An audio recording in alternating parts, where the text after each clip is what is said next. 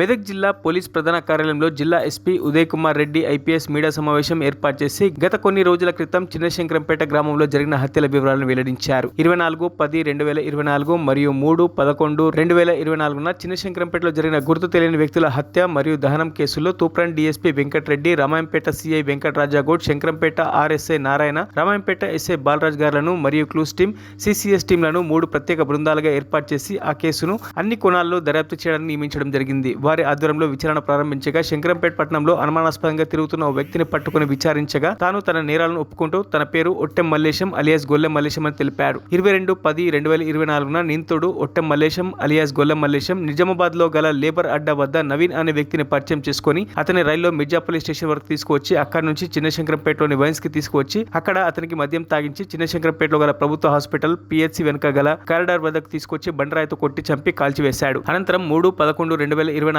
నిందితుడు Ottem Mallesham alias Gollem Mallesham Indalwai railway station platform పై కొమ్రస్వామి అనే వ్యక్తిని పరిచయం చేసుకుని అతని రైల్లో మిర్జాపల్లి రైల్వే స్టేషన్ తీసుకువచ్చి అక్కడి నుంచి చిన్నశంకరంపేటలో గల వైన్స్ కు తీసుకువచ్చి అక్కడ అతనికి మద్యం తాగించి అక్కడి నుంచి కొమ్రస్వామిని చిన్నశంకరంపేటలోని పద్మనాభ స్వామి గుట్ట వద్ద గల బస్ షెల్టర్ కు తీసుకువచ్చి అక్కడ బండరాయితో కొట్టి చంపి కాల్చివేశాడు. కాగా ఈ కేసులో నిందితుడిని అరెస్ట్ చేసి రిమాండ్ తరలించడం జరిగిందని ఈ సందర్భంగా వారు తెలిపారు.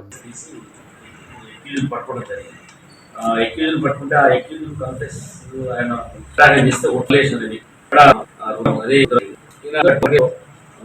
10 years జైలు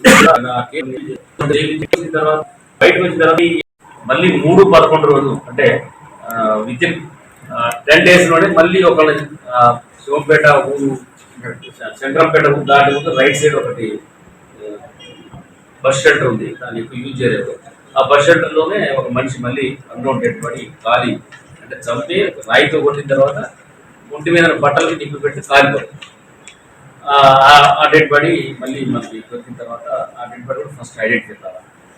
ఈ క్రమంలో ఫస్ట్ అప్పుడే మేము చాలా ఇండస్ట్రీలు ఉన్నాయి కాబట్టి వాటి మీద ఎవరున్న బయట నుంచి వ్యక్తులేమో అందుకే ఐడెంటిఫై కాదని మేము అటు డైవర్ట్ అయింది. దాని తర్వాత ఇది అయిన తర్వాత మళ్ళీ దగ్గర 2 గంటలు ఇట్లా పడుకున్న తర్వాత పడుకున్నోడిని చంపేసి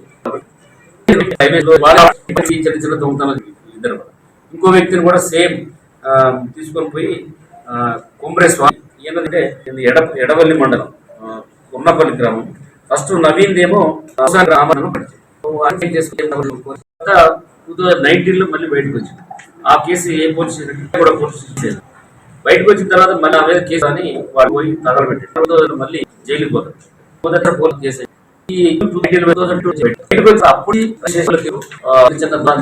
రెగ్యులర్ గా తాకుంటూ క్రమంలో ఏంటంటే తర్వాత సైకోలజీ ఏమున్నా పొడదాం అనే ఐడియా వచ్చినప్పుడు తిరిగి వ్యక్తిని రైల్వే స్టేషన్. మరిన్ని అప్డేట్స్ కోసం మా ఛానల్ ని సబ్స్క్రైబ్ చేయండి.